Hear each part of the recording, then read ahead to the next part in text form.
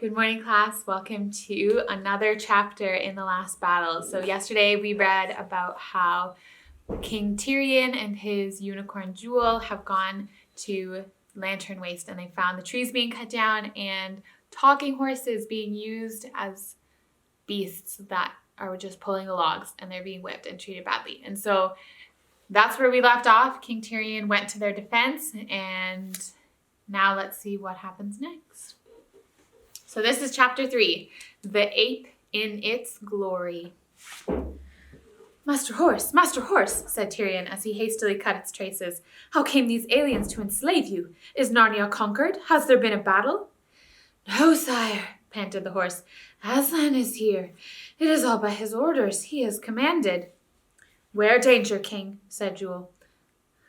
Tyrion looked up and saw that Calormans, mixed with a few talking beasts, were beginning to run towards them from every direction.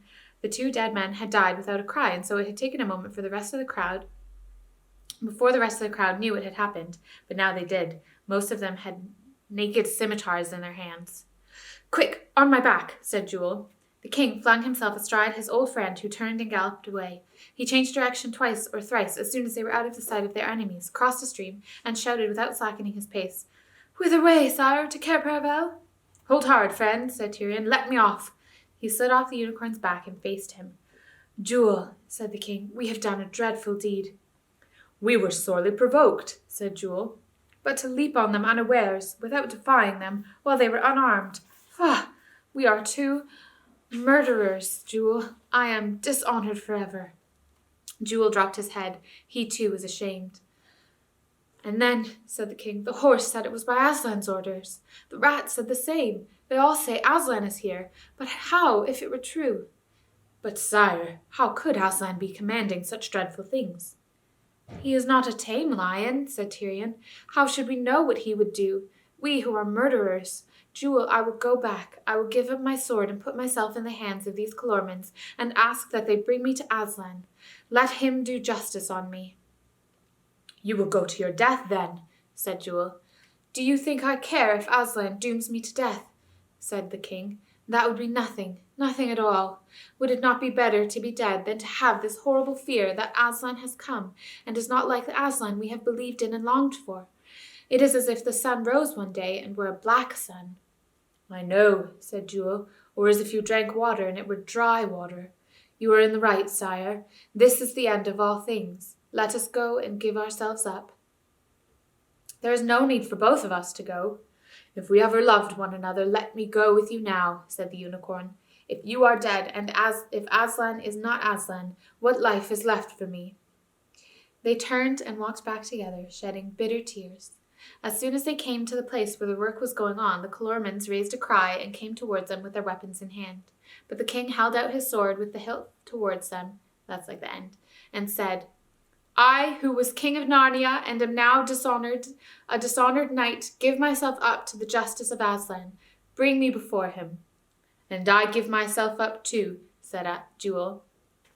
Then the dark men came around them in a thick crowd, smelling of garlic and onions, their white eyes flashing dreadfully in their brown faces. They put a rope halter around Jewel's neck. They took the king's sword away and tied his hands behind his back.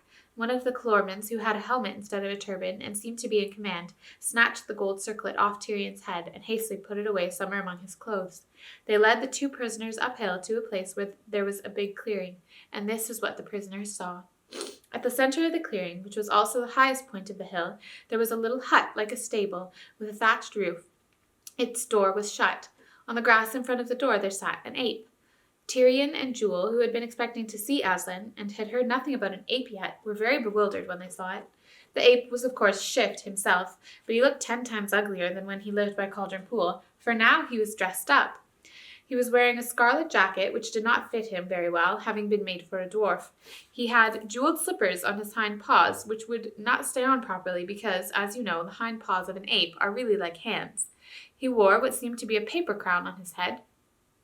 There was a great pile of nuts beside him, and he kept cracking nuts with his jaws and spitting out the shells. And he also kept on pulling up the scarlet jacket to scratch himself. A great number of talking beasts stood facing him, and nearly every face in that crowd looked miserably worried and bewildered. When they saw who the prisoners were, they all groaned and whimpered. "O Lord Shift, mouthpiece of Aslan," said the chief Calormen, "we bring you prisoners. By our skill and courage, and by the permission of the great god Tash, we have taken alive these 2 desperate murderers." "Give me that man's sword," said the ape. So they took the king's sword and handed it with the sword belt and all to the monkey, and he hung it around his own neck, and it made him look sillier than ever. "We'll see about those 2 later," said the ape, spitting out a shell in the direction of the 2 prisoners. "I got some other business first. They can wait. Now listen to me, everyone. The first thing I want to say is about nuts. Where's that head squirrel got to?" "Here, sir," said Red Squirrel, coming forward and making a nervous little bow. "Oh, you are you?" said the ape with a nasty look. "Now attend to me. Aslan wants some more nuts. These you've brought aren't anything like enough. You must bring me some more, do you hear? Twice as many, and they've got to be here by sunset tomorrow, and there mustn't be any bad ones or any small ones among them." A murmur of dismay ran through the other squirrels, and the head squirrel plucked up the courage to say, "Please, would Aslan himself come to speak to us about it, if we might be allowed to see him?" "Well, you won't," said the ape. "He may be very kind, though it's a lot more than most of you deserve, and come out for a few minutes tonight. Then you can all have a look at him. But he will not have you all crowding around him and pestering him with questions. Anything you want to say to him will be passed on through me, if I think it's worth bothering him about. In the meantime, all you squirrels had better go and see about the nuts, and make sure they are here by tomorrow evening, or my word, you'll catch it." The poor squirrels all scampered away as if a dog were after them. This new order was terrible news for them. The nuts they had carefully hoarded for the winter had nearly all been eaten by now, and of the few that were left they had already given the ape far more than they could spare.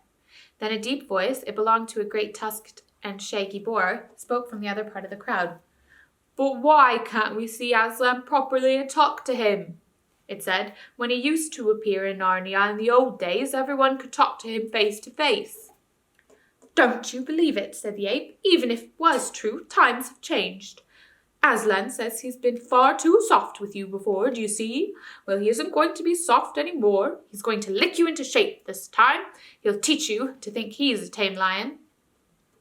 A low moaning and whimpering was heard among the beasts, and after that a dead silence which was more miserable still.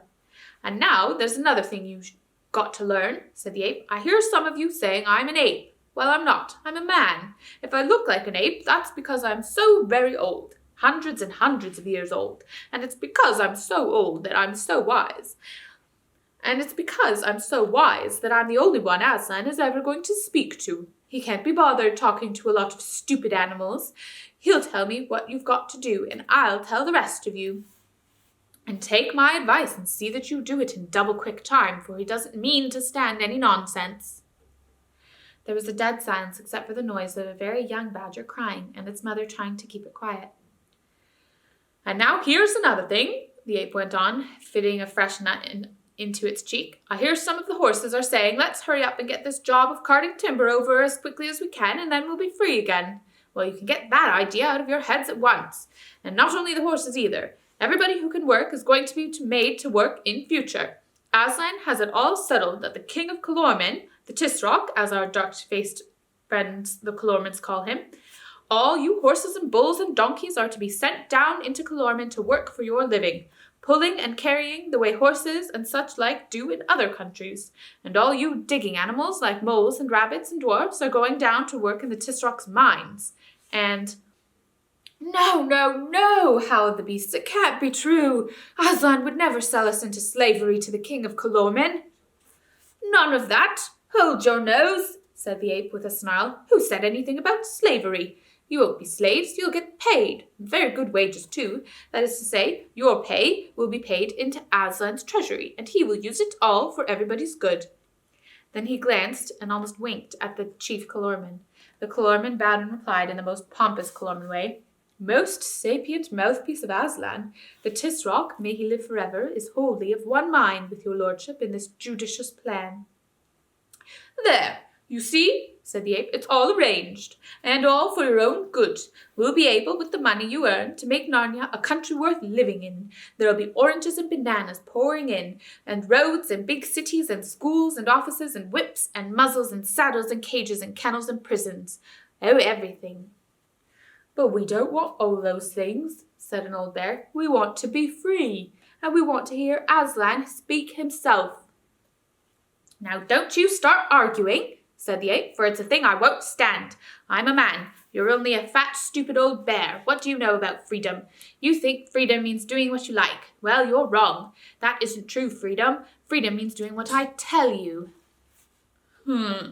Grunted the bear and scratched his head. It found this sort of thing hard to understand. Please, please, said the high voice of a woolly lamb, who was so young that everyone was surprised she dared to speak at all. What is it now? Said the ape. Be quick. Please, said the lamb. I can't understand. What have we to do with the Calormans? We belong to Aslan. They belong to Tash. They have a god called Tash. They say he has 4 arms and the head of a vulture. They kill men on his altar. I don't believe there's any such person as Tash, but if there was, how could Aslan be friends with him? All the animals cocked their heads sideways and all their bright eyes flashed towards the ape. They knew it was the best question anyone had asked yet. The ape jumped up and spat at the lamb. Baby, he hissed, silly little bleater. Go home to your mother and drink milk. What do you understand of such things? But the others, listen. Tash is only another name for Aslan. All that old idea of us being right and the Calormans wrong is silly. We know better now. The Calormans use different words, but we all mean the same thing. Tash and Aslan are only 2 different names for you-know-who. That's why there can never be any quarrel between them. Get that into your heads, you stupid brutes. Tash is Aslan. Aslan is Tash. You know how sad your own dog's face can look sometimes? Think of that, and then think of all the faces of those talking beasts. All those honest, humble, bewildered birds, bears, badgers, rabbits, moles, and mice. All far sadder than that. Every tail was down, every whisker drooped. It would have broken your heart with very pity to see their faces. There was only one who did not look at all unhappy. It was a ginger cat, a great big Tom in the prime of life, who sat bolt upright with his tail curled around his toes in the very front row of all the beasts. He had been staring hard at the ape and the Calorman captain all the time, and never once blinking his eyes. Excuse me, said the cat very politely, but this interests me. Does your friend from Calorman say the same? Assuredly, said the Calorman. The enlightened ape, man, I mean, is in the right. Aslan means neither less nor more than Tash.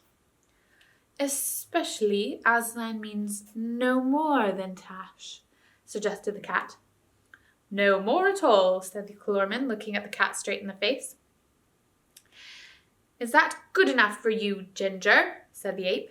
Oh, certainly, said Ginger coolly. Thank you very much. I only wanted to be quite clear. I think I am beginning to understand. Up till now, the king and Jewel had said nothing. They were waiting until the ape should bid them speak, for they thought it was no use interrupting.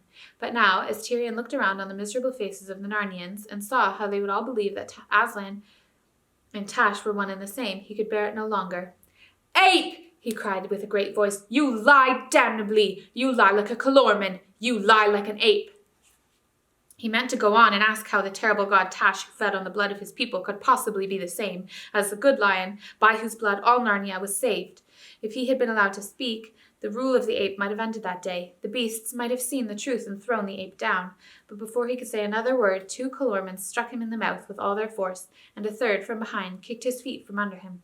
And as he fell, the ape squealed in rage and terror. Take him away! Take him away! Take him where he cannot hear us, nor we hear him. There, tie him to a tree. Aslan will do him justice on him later. And that is today's chapter. I know that was probably a harder and sadder chapter than we're used to, but take heart, okay? Things will get better. And we'll see you tomorrow.